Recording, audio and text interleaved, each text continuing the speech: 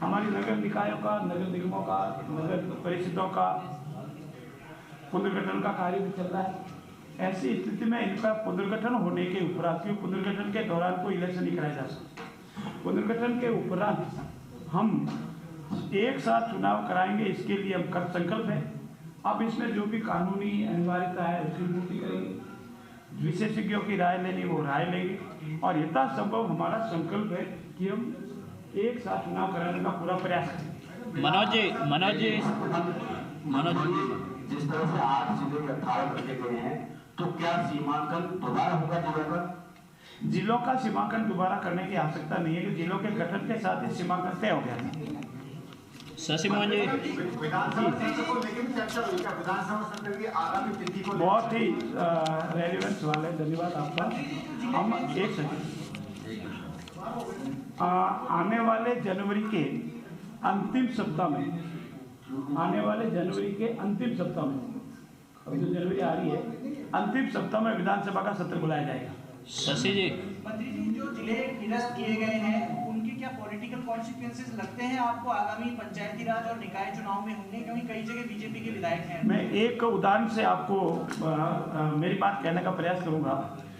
हमारे पूर्ववर्ती सरकार ने जाते जाते जिलों का गठन किया वगैरह वगैरह बातें आपको आ गई, लेकिन उन जिलों के गठन में जितने भी हमारे कांग्रेस के उम्मीदवार थे, हमारे जितने भी कांग्रेस के उम्मीदवार थे, और मुझे एक व्यक्तिगत जानकारी है, मेरे साथी भी है, बालोतरा जिला गठन हुआ, मदन जी वहाँ के विधायक थे, अनेक महीनों तक वो नंगे पैर भी फिरे, फिर भी जनता ने उनका साथ नहीं दिया।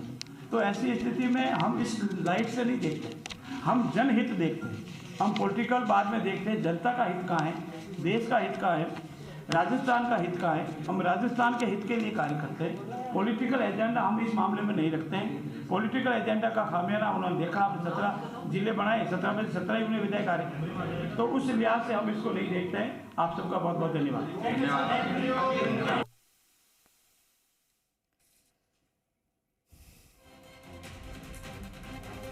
तो ये बड़ी जानकारी आपको दे रहे हैं। कैबिनेट की बैठक हुई और बैठक के बाद कुछ अहम फैसलों पर मोहर लगी है, और क्योंकि एसआई भर्ती का इंतजार था कि क्या उसको रद्द किया जाएगा, हालांकि इस कैबिनेट में इस पर चर्चा नहीं हुई है, इसका जिक्र कर दिया। वहीं जो जिलों को लेकर कंफ्यूजन था कि क्या जिले यथावत रहेंगे जो गहलोत सरकार में घोषणा की गई थी, या फिर उनको खत्म कर दिया जाएगा, तो उस पर ये बड़ी जानकारी आपको दे रहे हैं। मंत्रिमंडलीय कमेटी ने पाया कि इतने जिलों की जरूरत नहीं है, जो कि अब प्रेस कॉन्फ्रेंस के माध्यम से कहा गया। कमेटी के सहयोग के लिए एक एक्सपर्ट कमेटी भी बनाई, और दोनों कमेटी की रिपोर्ट ने नए जिले और संभाग के पक्ष में नहीं थे। तो सरकार का फैसला कि नए जिले और संभाग की जरूरत नहीं, और 7 संभाग और 41 जिले ही रहेंगे। तो ये बड़ी जानकारी है कि 41 जिले और 7 संभाग ही रहेंगे। मालपुरा, कुचामन और सुजानगढ़ भी नहीं होंगे जिले। भविष्य में जब भी जिलों की जरूरत होगी तब फैसले रहेंगे। तो लेकिन अब जो यथावत जिले रहने वाले हैं वो संख्या भी आपको बता देते हैं कौन कौन से जिले हैं जो कि यथावत रहेंगे। उसमें बालोतरा है, ब्यावर है, डीग है, डीडवाना कुचामन, कोटपुतली बहरोड, खैरतल तिजारा, फलौदी। पर गंभीरता से सरकार ने विषय किया। जिलों के गठन के लिए जरूरी है प्रशासनिक तंत्र की व्यवस्था, वित्तीय संसाधनों की उपलब्धता, जनता के हित, साथ ही साथ उससे प्रशासनिक लवाजमा की उपलब्धता, और ऐसे अनेक कारण हैं, अनेक आधार हैं। इन सब के आधार पर जिलों की गठन किया जाता है।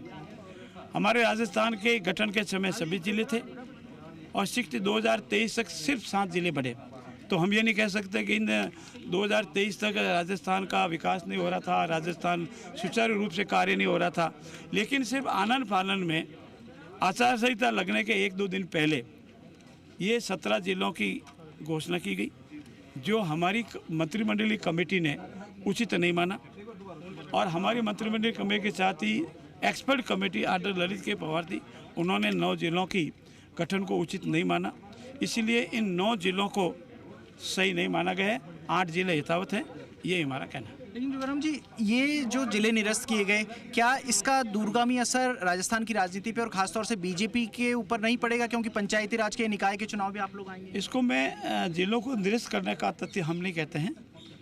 हम इतना कहते हैं कि इन जिलों की वर्तमान में प्रशासनिक क्षमता के अनुसार, वित्तीय उपलब्धता के आधार पर, जनहित में इसकी अभी ठीक नहीं समझा गया है और भविष्य में जैसा भी जरूरत पड़े तो सरकार के लिए दरवाजे खुले हैं। जिलों का गठन होना, पुनर्गठन होना, नए जिलों का गठन करना, ये तो हमेशा दरवाजे खुले हैं। सरकार के फैसले से पहले, कैबिनेट ब्रीफिंग से पहले ही नेता प्रतिपक्ष ने सवाल उठा दिए हैं, कांग्रेस ने सवाल उठाए हैं कि सरकार ऐसा फैसला लेने जा रही है। क्या कैबिनेट एजेंडा लीक हुआ? क्या सरकार की मंशा पहले ही पता लग गई विपक्ष को, और विपक्ष को तो मौका मिल गया इससे?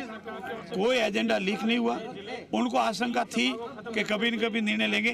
उनके मन में ये वहम था कि हमने गलत गठन किया है, इसीलिए जब भी आएगी तो निर्णय लेगी। इसीलिए विपक्ष को इससे मौका मिल गया, फैसला किया गया है किस आधार पर जुल्म को खत्म विपक्ष को मौका मिल गया इससे सड़क पर उतरने का? वो कहाँ उतरे ये उनका विषय है, लेकिन हमने जनहित में निर्णय लिए हैं, राज्य हित में निर्णय लिए हैं और प्रशासनिक तंत्र के हित में निर्णय लिए हैं, वित्तीय उपलब्धता के आधार पर निर्णय लिए हैं। हम राज्य का हित चाहते हैं, हम पॉलिटिकल एजेंडा नहीं लेकर चलते।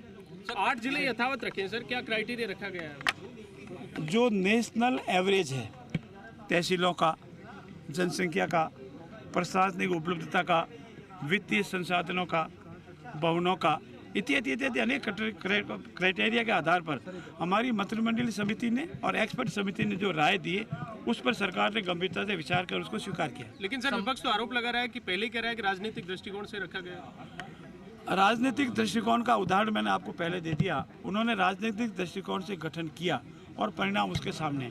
हमारे राजनीतिक दृष्टिकोण कुछ भी नहीं है। हमने तो जो मापदंड बताए उन मापदंडों के आधार पर, हमारी कमेटी के निर्णय के आधार पर, एक्सपर्ट कमेटी के आधार पर और इंडिया वाइज एवरेज जो हमारा है उसके आधार पर इसका निर्णय लिया गया। संभागों को भी हटाने का यही क्राइटेरिया था? सबके क्राइटेरिया आधार पर। पंचायतों के पुनर्गठन का तो फैसला किया है। ये थे मंत्री जोगाराम पटेल जो कह रहे थे कि फैसला सरकार ने कर लिया है और जिलों को हटा दिया गया है, जिलों को निरस्त कर दिया गया है। मंत्री सुमित गोदारा से बात